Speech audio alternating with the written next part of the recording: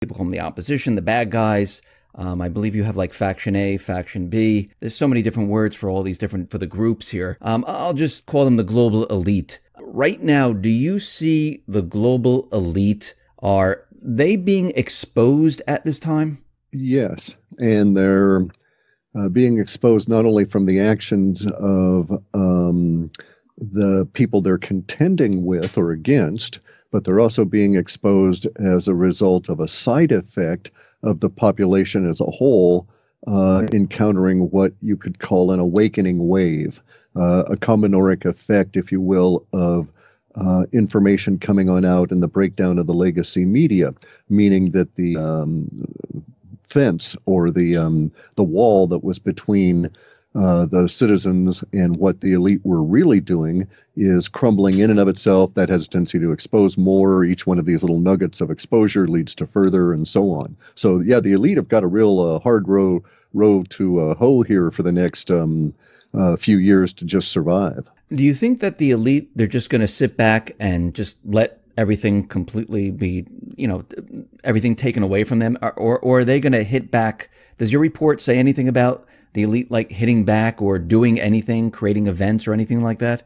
We don't have anything at the moment indicating anything like a false flag or coordinated attack or that sort of a response. Now, we have to bear in mind that we would fall into a trap by saying the elite and thinking of a monolithic, centrally controlled, single kind of point reaction, just as erroneous as calling the vast amount of people that work for the United States federal government as the government. There's just not a single thing going on with the elite. There's many disparate motivations. So some of the people are going to cut and run. We've seen this in the data sets at various levels as the minions depart. The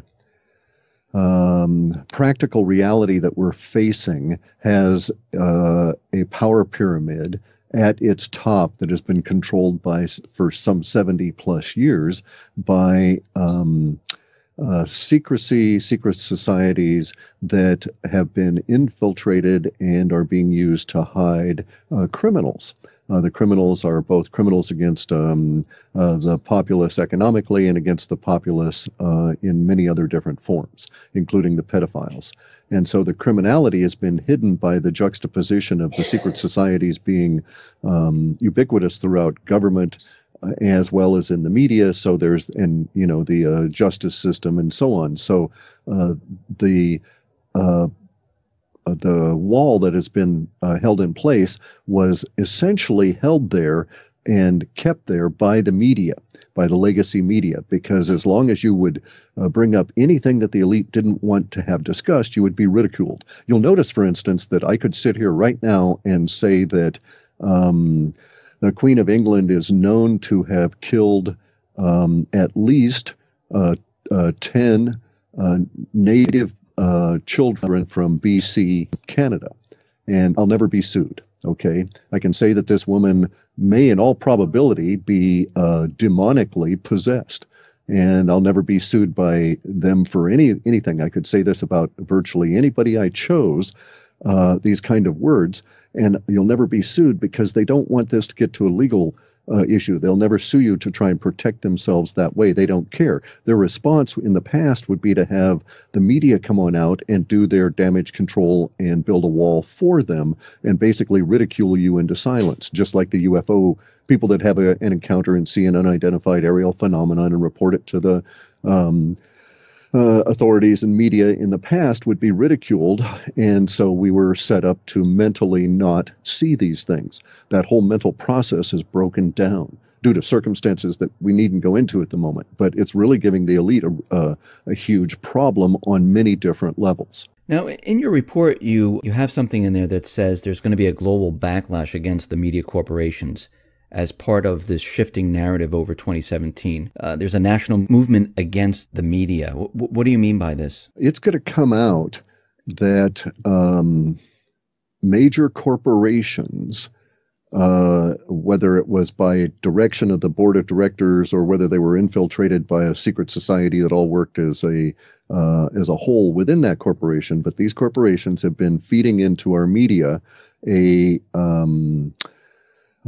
a mental mind control kind of a thing for the past 40 or 50 years. These organizations, it'll come out this year as to what they've been putting into their media offerings, their entertainment offerings, and how negative it was for us as a social order and for individuals. And there'll start being suits against these companies, and then there will be a giant sort of mom's march against the evil entertainment industry. And to a certain extent, it shows in our data sets as taking on some of the language of fundamentalism, but it's not religious in nature. It's more of just an outrage. It's very much driven by feminine energy. It's very much driven by protecting the house. It's very much driven by feeling of unacknowledged victim status, in the sense that you didn't realize you were being victimized. So some of the examples would have companies such as the cartoon manufacturers be sued. And then as a subset of that, because of the sexualization and the hidden messages and subliminals within the cartoons they're making. And so it'll get to the point where the legacy media and especially the broadcasters are just going to be raked over the coals. I mean, they're just going to be eviscerated as people start tearing through their offerings and pointing out all of the hidden subliminals that are causing a lot of the problems that we have at the moment. So imagine a situation that is quite bizarre to think about. But in the 1890s, there is a resurgence of the Masonic lodges in the northeast of the United States. Over the course of the next 50, 60 years, that lodge is actually, in the resurgence, it was 100% infiltrated by a particular small core of people that took the lodge in a direction that it should never have been taken, and it ended up hiding a network of individuals that were coerced and coercible because they were all pedophiles. Now, one of the things that they did was to decide that sometime in the late 30s and early 40s, as the war was getting ramped up in the U.S., they decided they would start using the new media that had come on out, radio, television, or radio and movies, to start prepping the population for their grand scheme, because these people were thinking in 100-year time frames. And so in their minds, the idea was, oh, well, we're pedophiles. We need victims. Let's get our victims all prepped by putting all this stuff in the cartoons and get at them from an early age. And this will do two things. It will ensure a ready supply of easily or more easily obtainable victims, and at the same time, it will bring out anybody that's like ourselves, and there'll be more of us, which means that we'll be individually more protected. Bear in mind, these individuals feel threatened constantly because of their deviant nature, and they know that discovery leads to quite terrible things for them. And that's actually been what we've been living through. And so some of the corporations that we laud, and there's no point in me going into names, are going to be first sued as the truth starts coming on out, and it'll come on out with a couple of brave individuals that said, look, I watched your cartoons for, X number of years, and I'm a twisted, horrible wreck, and I'm going to sue you for it. And that is the kind of like finger being pulled from the dam that starts the whole onrush that later on over the course of this year starts changing the nature of corporate culture across the Western world. In your data sets, does it show that like Trump is actually trying to release, and Bill Holter calls them truth bombs? Is he actually releasing truth bombs and seeing how the public reacts and the corporate media reacts? Do you see anything about that? That would go to intent. Okay. And so, no, our report doesn't do that kind of intent. It discusses the projection of events and the language about them. So that would really be speculating about somebody's intent. And I wouldn't know why they were doing them, but it indeed does show that will be done. And in fact, we're able to look at enough of it arising that I was able to label it as Strategy 3, the idea of creating a third force. Those words also appeared in the data.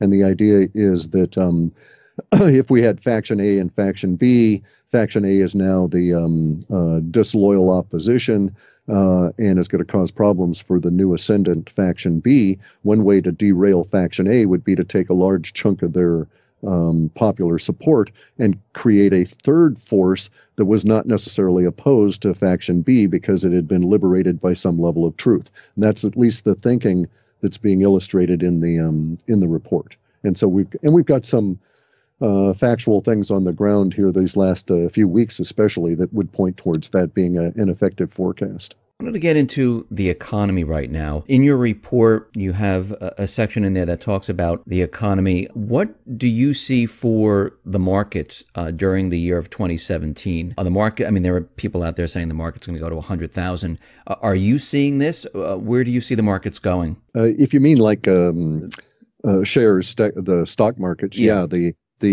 indications in the data are that we'll be discussing that not just you and I, but the more general population will be discussing the idea of a Dow at 125,000 some point later on this year, and so it's pointing to hyperinflation.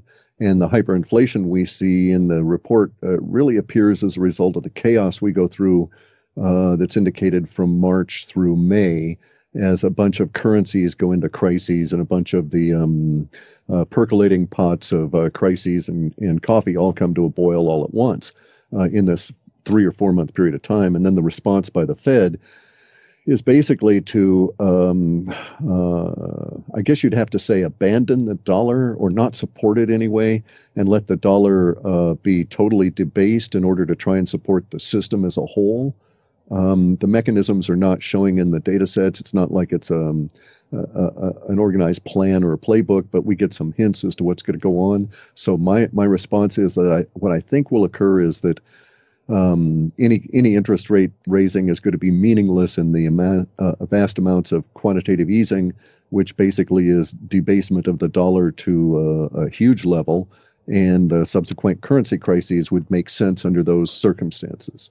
Now, the last time we spoke, we talked about the economy not doing well, where ATMs were going to run out of currency, people were going to lose pensions, the housing market was going to go bust.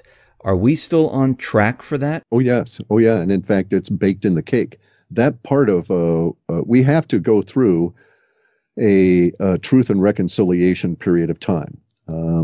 At a macro level, we've been living under an illusionary veil of lies from economically for at least the last 40 years. I mean, ever since we got off the gold standard in the 70s, really, it's all been lie it, fake it until you make it kind of stuff, and lie it into existence. So we have to go through a slap in the face from reality, as the people in India, for instance, are doing at the moment with their currency issues.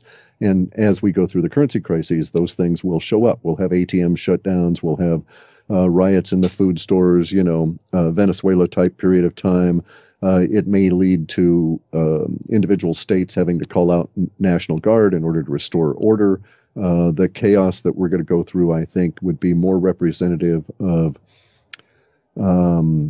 the 1918 period of time and the rejection of globalism then, and the outbreak of new ideas and so forth that led to the Roaring '20s, than in fact the many people saying we're actually echoing 29 and that kind of a crash. So yes, we're going to go into a depression, I think, and not a recession, but a real actual acknowledgement of a depression as the currency has come unwound. And it's going to have huge ripples in our society because so much of it is built on, well, all of it is organized around a currency that is based on debt. The currency is not based on wealth. It's not based on growth. It's only based on debt and the continuing assumption of more debt, which equals a Ponzi scheme. And once you get to a certain stage, all Ponzi schemes collapse. Now, when you say the unraveling of the currency, you mean the dollar losing complete value, where it'll be worthless? Where confidence. Correct. Exactly. Correct. And we shouldn't be shocked. It's happened in this country. It's happened repeatedly since we've been in existence as a nation. I think there have been 5 or 6 major currency schemes in the USA, interspersed with long periods of a gold standard. And the long periods of gold standards were basically when we grew. China started paper money over 6,000 years ago, and they routinely crash a currency every 27 to 40 years and have to start up with a new one. And it has to do with confidence. Once you lose confidence in the dollar, it takes them a while to get you to have confidence in some other representation of money, some other currency. And bear in mind, it's currency that you pass back and forth with dollars. Currency is not money. It's one step removed. It's something that allows you to do business and have a current transaction and exchange current energy with people without necessarily having to mess with moving real money, which, could be silver and could be quite heavy, that sort of thing. So the currencies are going to cause us real problems because of their age, that there's no value or wealth in them. And we're at that point where we've got to overcome to get beyond and get ahead. And at least in this particular point, there's enough of us that are waking up that we can sit here and contemplate what we're looking at for the next 5 and 6 years and so on, and do some planning as opposed to have to react from crises to crises to crises over that same 6-year period of time. Does that mean that the dollar will no longer be the reserve currency of the world? That's already occurred. The petrodollar has died. We know this now because we have, I don't know how many nations in negative interest rates. All of those are Western currencies that are dollar pegged or based. And now people are trading in oil around the dollar without involving themselves in the dollar at all. So the petrodollar has died. It's no longer true that the U.S. dollar is reserve currency. And we're going to find that out really rapidly this year when it's going to turn out that the Federal Reserve Bank, which is not part of the federal government, has no reserves, and is not a bank, is going to try and issue or trying to buy debt that's being issued by the U.S. government that won't be bought by foreign nations. So in our data sets, we have data for a period of time later this year, probably in midsummer or later, in which bond offerings for U.S. treasuries are only purchased by the Fed. So you're starting to make and eat your own dog food. And that cycle doesn't last very long. Now, I just want to break down how this is going to occur throughout this year, because as we get closer and closer to these type of events, you get more information, correct? Correct, yes. So, are we at the point where this is going to really start to break down in this year? Are we going to see inflation? Are we going to see the ATMs dry up with currency? Are we going to see maybe a credit freeze? Do you see this happening this year? Yes, actually within a very short period of time. So this is the first part of February. We should be well into it by middle of March. Crises should be, and chaos should be more the daily operating mode than not. And yes, we will see that this year. We've seen a lot of these data sets shift from long-term data into short-term and now into immediacy data. The immediacy data has effectiveness from 3 days out to about the end of the third week. So some of the immediacy data stuff is forecasting that we're dealing with now. For the next report is already forecasting events into early March, and that's not that far away. So what does the Fed do at this point? Are they just going to sit back, or are they going to start creating currency like crazy? The latter. Bear in mind, these people are not very smart, okay? They're, no offense to the general population at all intended, but these individuals are academics in the Fed. None of these people have ever had a job. None of them have ever had to make anything, build anything, create value on their own. They only know things from a book fashion. Plus, schooling, academic schooling, especially in the United States or the Western world, has one purpose, and that is matriculation, to graduate. In order to graduate, you have to regurgitate the thoughts of old dead people. Schooling does not teach people to think originally. It doesn't even teach you to think. It teaches you to memorize facts and spit them back out. And as a result of which, none of the people that are running the Fed, all of whom are academics and trained and been in their careers and done everything from that viewpoint, none of those individuals can think their way out of a paper sack. So they will try exactly what they've done in the past because they think it is working. Let me also state they're so isolated from the general population and what's going on that they think everything they've done so far has worked and, in fact, was a good thing to do. And so they'll do a quantitative easing. They may raise rates, but it won't matter because of the actual rate of inflation going.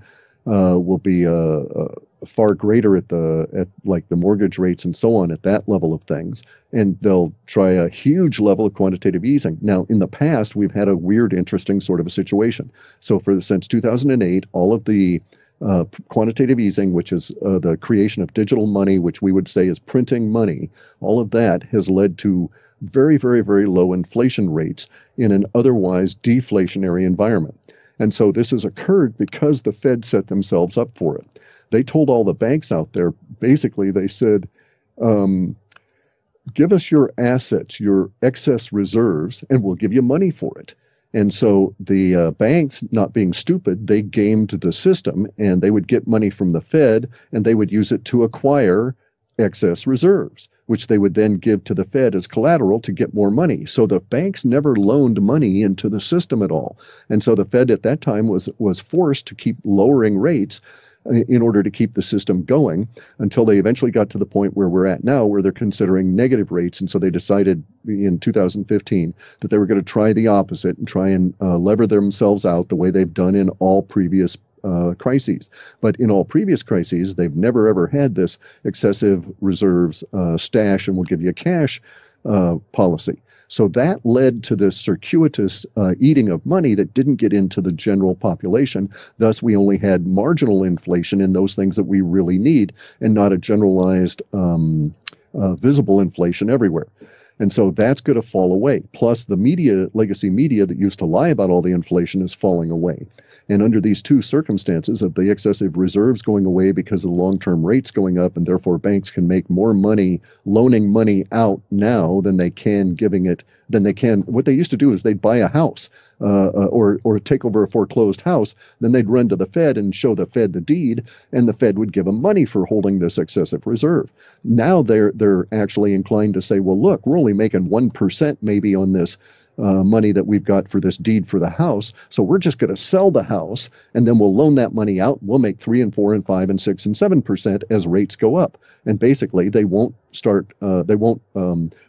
the excessive reserves back into the Fed anymore. And so they'll stop gaming that system. And the minute that individual banks do that, then those individual banks become conduits for that currency to start going into the general economy. And thus we're going to get to this situation where the abandonment of gaming the Fed is going to create inflation very rapidly, and the Fed will be too locked into easing, and we'll get into hyperinflation, and then they'll start trying to chase the interest rates after that, and that's when it shows as coming all unglued at the local regional bank level. So it's going to be chaotic. It's going to be wild. When you say hyperinflation, like, can you give an example of what you mean with hyperinflation? Well, the Dow would be 5 times what it is now, or 6 times what it is now, over $125,000, which means that the money's been debased by that same factor. So if you're spending $2 for a gallon of gas now, you can imagine you'll be spending $12 to $15 for a gallon of gas. And that's just the start. Okay. And is this going to be a global phenomenon? What happens to the other countries, Europe? No, actually, the breakdown goes a different way, okay? Within our data sets, we've always had Canada and Australia dollars because they call them dollars at some level and talk about their currency that way. It lumps in with our dollar, and I've got to go through and separate it out. So I know these two in particular, as well as Ecuador, because they're tied to the U.S. dollar. They show up within our USA POP data sets that way. But the Australian dollar and the Canadian dollar are actually going to strengthen against our failing dollar. Once we get to a certain point, the USA dollar starts going down, and commodity-rich countries like Canada and Australia will start rising because there's going to be a commodity purchase boom by the only buyer on the planet, really, at the moment, which is China. And so those two countries go up. Europe is going to not survive as the euro. And that's going to be horrific for everybody over there in a lot of different ways. Here in the United States, what about the jobs? Do you I mean, when this all hits, we're going to see mass layoffs? There's a lot of that in there. But it's not going to be a all at once kind of thing. It's not going to be all in a week. So, for instance, the data sets show that as we get into fall, the regional banking crises really starts precipitating the rolling out of the crises in the quote educational system, which is really the school system. And by that, I'm talking about the colleges. And because of the lending problems break down there, and because the schools themselves are having problems, we have a number of individuals that aren't working in that industry anymore and aren't attending school. So we get a lot of that showing up. But in terms of mass layoffs, it's different now because you don't really have a situation of mega employers that are going to say lay off 20 or 30,000 people per day for a whole week. It just doesn't really get to that level. The problems show up in regional banks and then what we might think of as the regional or mid-tier companies. So say 500 employees or less.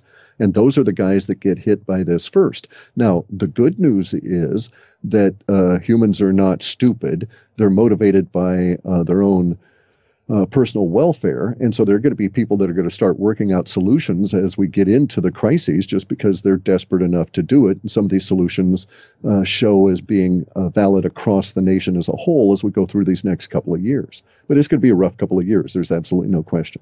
Will it get as bad as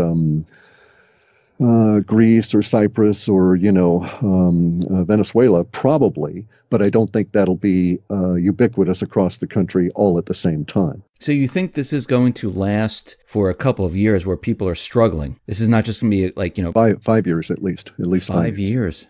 We have these two broad memes, if you will. Okay.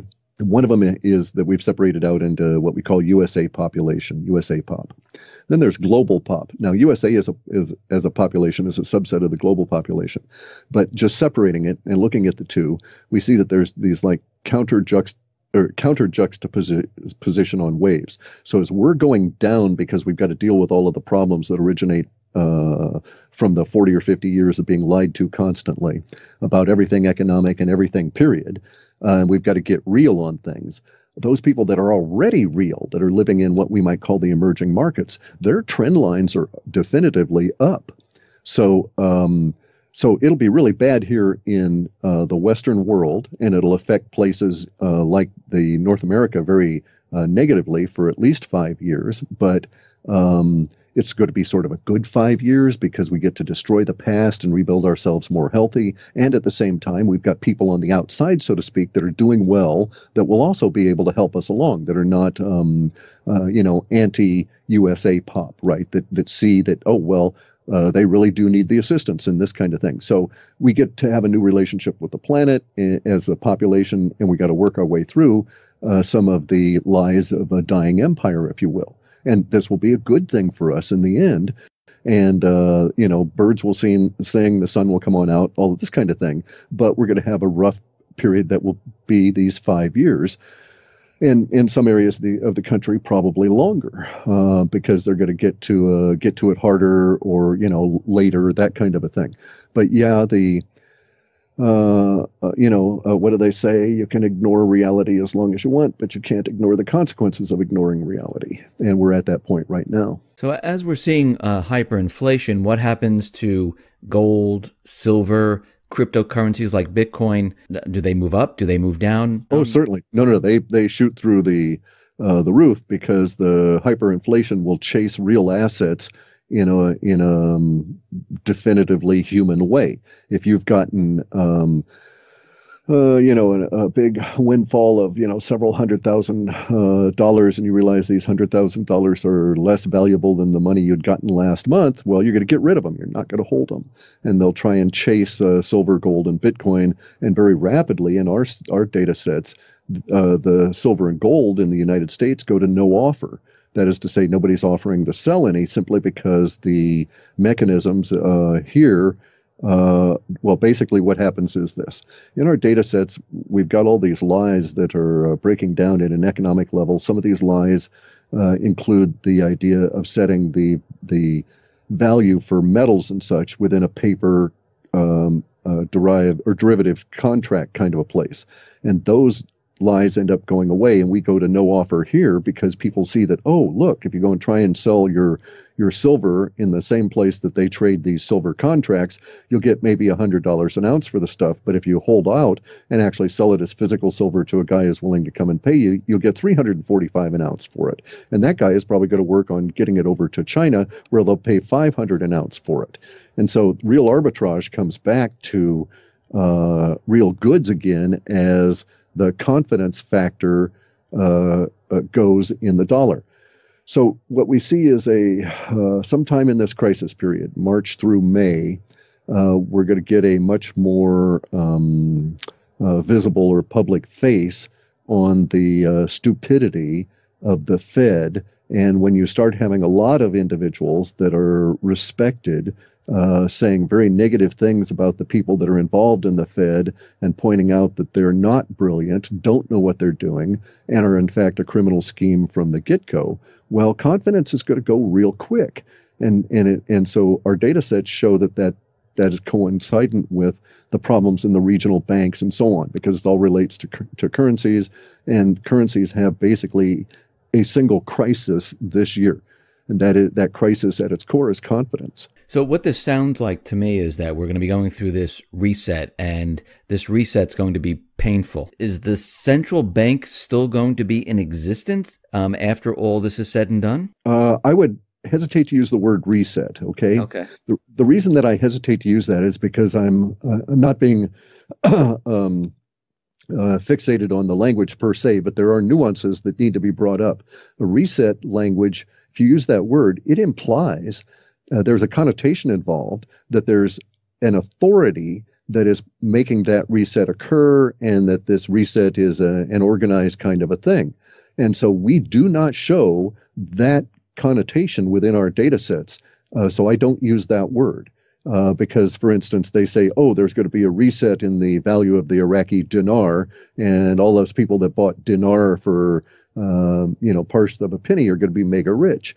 And that reset, and the language, whenever you see this language in the woo-woo world, reset used, it is always going to this idea of what I call the external savior myth. That is, that there's going to be someone outside the system that's going to cause it to be saved. And that is not the case that we have here. We don't have a reset.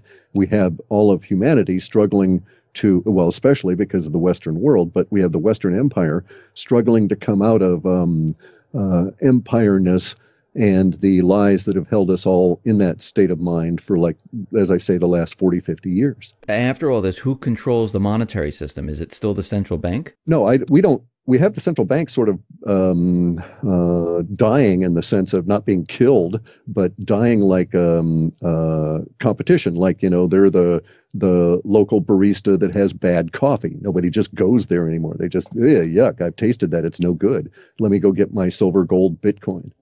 And Bitcoin shows up as being very useful to the point where we as a social order end up having slang terms for decibits and millibits. And so we know that the slang will evolve because there's forecasts of that within our work. We just don't know what those words are going to be, but we'll have words for millibits that are equivalent to the word for a penny or for a lira, that kind of a thing, right? Because we'll be using it. We'll be transacting in that. Cliff, do your data sets see anything that has to do with war or anything like that? There's a lot of it, but no, we don't have, there's a lot of the grumbly level war language, all right? But in general, that appears to be winding down in the long-term data sets. So it is as though Faction A, when they were in control, had so much of the resources going into the wars that they were able to sustain those because they were constantly being paid for.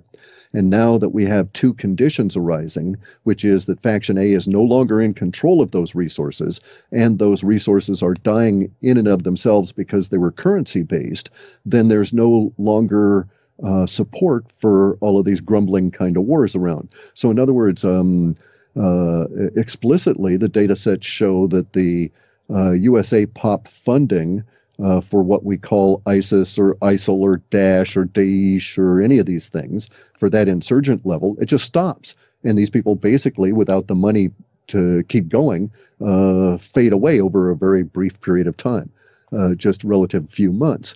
And a lot of the that level of warfare is removed. Now, we do have a lot of stuff involved with, at the very far end of things, with military bases being shut down and troops being brought back. Again, all of this economic. And so the trend, if you will, within our data sets is counter-war, is like anti-war, not like in an anti-war protest, but rather in the breakdown and re-unfoldment of a lot of the older warfare kind of material back into the civilian society, just because we need it, just because we can't afford it anymore. Clif, I really appreciate you taking your time out and being on the X-22 Report Spotlight. Once again, how can people see your work? I have the reports available at a place, halfpasthuman.com, and I have a YouTube channel, Clif High, for when I put out video updates. Once again, thank you very much for being on here, and I'll put all the links at the bottom of the video. Thank you very much for asking. Thank you.